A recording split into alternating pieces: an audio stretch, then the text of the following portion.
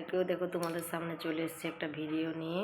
তো আজকে সকাল থেকে যে তরকারি করতে বসে গেছি, কি রান্না করছি তোমাদের কাছে শেয়ার করব, চলো। তো দেখাচ্ছি, এই যে দেখো, এই যে শাক, এই শাকটা বাছবো, শাক ভাজা হবে। এটা কি শাক বলো তো, যদি কেউ জেনে থাকো বলবে। আর এই যে করলা না উচ্ছে সাইজ দেখতে পেয়েছো।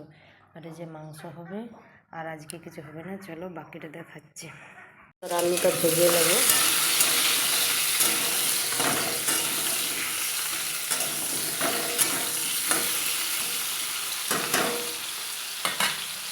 তো চলো, মাংসের আলুটা ভাজা হয়ে গেলে তারপরে মাংসটা পোস্ত করাবো। তো দেখো, কড়াইয়ে তেল দিয়ে দিয়েছি। এবারে শুকনো লঙ্কা আর চিনি দিয়ে দেবো। আর এটা একটু ফোড়ন দিয়ে দিলাম, দিয়ে একটু এসুক। তারপরে রসুন আর আদা বাটা দিলাম। ভালোভাবে নেড়ে নেবো, ভেজে নেবো লাল লাল করে।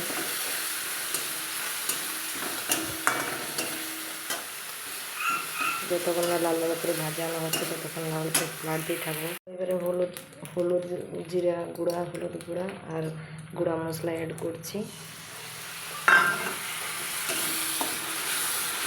যতক্ষণ না মশলাটা তেল ছাড়ে না আসছে ততক্ষণ আমি ভাজতেই থাকবো।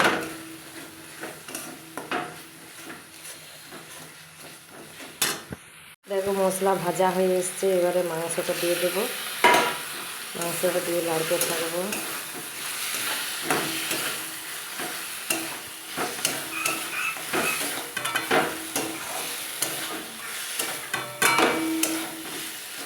এবং ভেজে রাখা আলুটাও দিয়ে দেবো।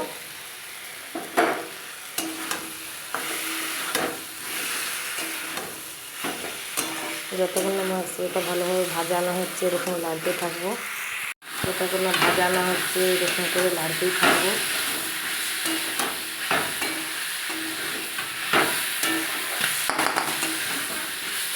একটু জল অ্যাড করবো, একটু জল দেবো, লেগে যাচ্ছে তাই একটু জল দেবো।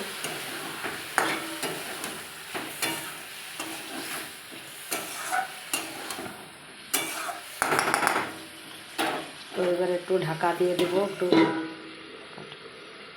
ঢাকাটা খুলবো আর একটু নেড়ে নেবো ভালো করে।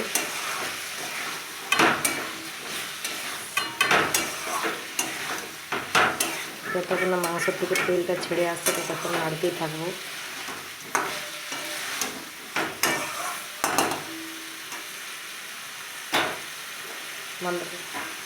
আর একটু নেড়ে নেব।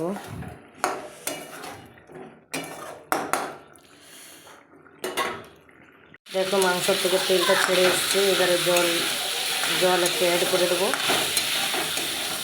একটু নেড়ে নেব। দেখো, ভালো করে ভাজা হয়ে গেছে। এবার জল অ্যাড করে দেবো। তো বেশি ঝোল খায় না, অল্প করে দেবো।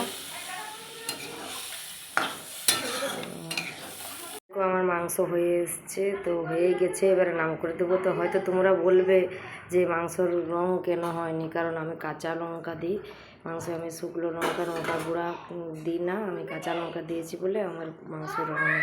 তো আজকে রান্না কমপ্লিট। এই যে ভাত, আর এই যে সন্না শাক ভাজছিলাম, আর এই যে করলা ভাজা, করলা আলু, এই মাংসের ঝোল, আর এই যে স্যালাড, আম পাকা, আর ওই যে চাটনি, চেটে খেটে আটেনি, যেটা কোথায় বলে তাই। তো চলো, আজকের মতন এখানে ভিডিও শেষ। তোমাদের যদি আমার ভিডিও ভালো লাগে তাহলে অবশ্যই লাইক কমেন্ট শেয়ার করবে।